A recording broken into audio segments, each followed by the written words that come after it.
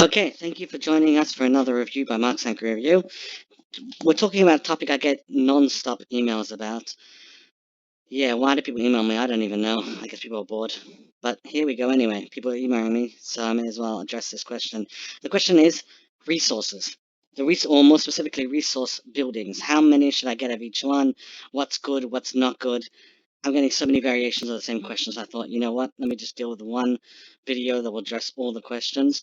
A lot of information you're going to hear now is ridiculously obvious, but at the same time, you want to hear the whole story. Here's the whole story. Um, First thing, and this is ridiculously obvious. Again, I don't know why I have to say this, but max the buildings as soon as you can. Which means if you have the opportunity to open up these slots over here, don't just let them just sit empty.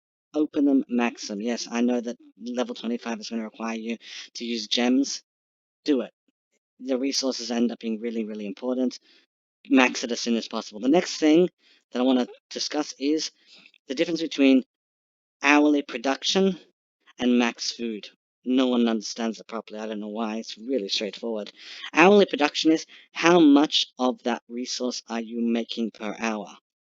Max stones, that is how much your actual storage could use. Let me just show you here. I have a lot of resources going on over here.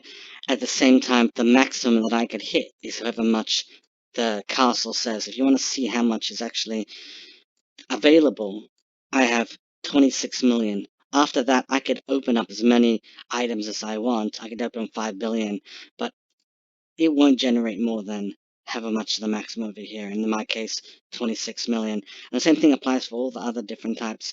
Hourly production, half a million, sorry. And the maximum that it'll collect is 9.3. So as soon as it hits 9.3, it'll just stop. And you can add as much as you want. You can have billions in there if you want, but it won't add anymore. It's fairly obvious. Again, don't know why people can't work this out on their own, but people are asking me these questions, so I'm just doing it. People ask me about farms. The dumbest, most common question I get, and you won't believe how many questions I'm getting in from writers wanting to know the same thing. How many farms do I have to get? And if the farm goes to zero, will all my soldiers die? Wow, if I had a penny for every time someone asked me that, I'd be able to have a serious account of it, put it that way. Um, no, soldiers do not die if you have zero food. They consume as much food as available, which means you have loads of soldiers. You're gonna have an issue on your hands because your farm is just gonna get all your food's gonna go away. But at the same time, when you go to zero, you don't have to worry. Nothing will happen. Again, to repeat, if you have zero food and millions of soldiers, they'll be fine. But that being said, do not get more than one farm unless you're a very specialty account or you're an alt, which I'll talk about, hyper alt, which I'll talk about later. Your regular account, which has loads of troops in it, or aims to have loads of troops in it, do not get more than one farm. Yes, don't get two, don't get three. Definitely don't max out the account with any more than one farm. One farm, everything else should be other things, and I'll talk about those in a moment. Um, Now the question is, which, how should you split up? This is probably the most common normal question that I get. How much should I have of each one? And it's hard to answer. There's the four spots over here need to be, the farm, stone, ore, and wood. That's already off the table. So now the question is the 14 other spots. How should you how should you divide them? Um, you can actually see over here I'm a bit of a mix. It's not my recommendation. Again, this is an alt account, so this account is for blogging, so my one's a little torn. But the real question is, should you split it down the middle or focus on one? My best recommendation actually is, even if you have no interest in getting any other alts or hyper accounts, make your account a hyper account. Focus on just one resource. Yes, one, which means, for example, have these four over here, and then all the rest should all be one. I tend to gravitate towards ore. I think ore is actually the way to go.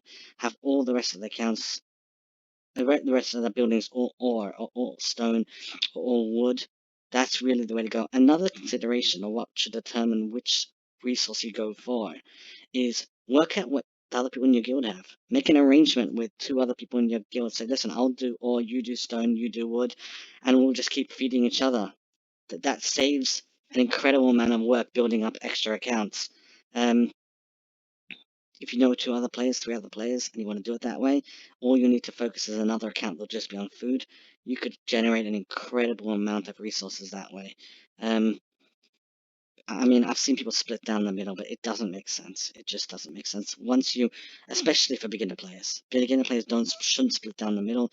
They should focus on just one. And then what you do is you go to the research and you'll make sure that your research, you max out all the researches that are focused on whatever you're dealing with. That way you can get your max amount.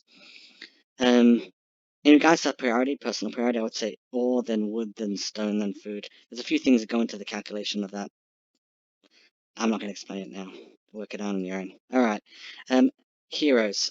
Again, I wouldn't do this unless you're a hyper or altar or something like that. But technically, this hero could give you more stone if you're a stone, and this one over here and this one over here, and get 3 more of those.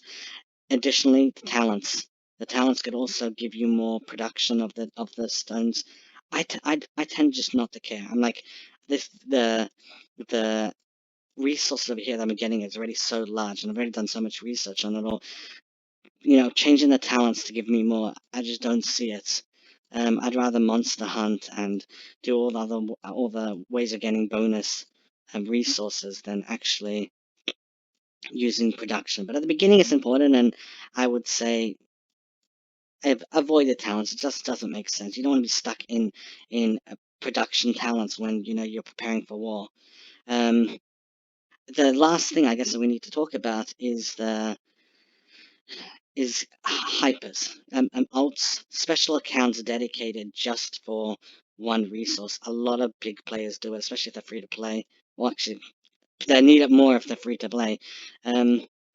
It's a lot of work. People start it off and then they're like, hold up, I need to go in all the time and keep upgrading. It's a lot more work than you think. It's basically running 4 times the amount of work. You're going to every one of the accounts that have, but some people just have one extra account. They have one extra account just dedicated to food. Food's going to be the hardest. And they don't build any soldiers in that. And sometimes they'll use it as a backup as a trap account when they're ready later on. But is it worthwhile to do? Yes. Does your average player have the wherewithal to go around building multiple accounts? Most people can't even handle their own accounts. So, you got to be a little bit practical with yourself. Don't bother starting off alt accounts unless you really plan to see it through. Just starting it off for the sake of starting it's rather pointless. It's really not going to take you very far. Anyway, all right, that's about the ratio of resource buildings. I hope you enjoyed my video. I'm going to be putting an article up soon. I'll put the link in below. You can check out my website. It's marksangryreview.com. And subscribe, or don't subscribe. I couldn't really care less. Also, I have Twitter. I'm very active on Twitter. You could send me your questions. I'm not guaranteeing I'll answer, but I usually do. Especially if you write it in an intriguing enough way that gets my attention. Yeah, follow me on Twitter. I'll put the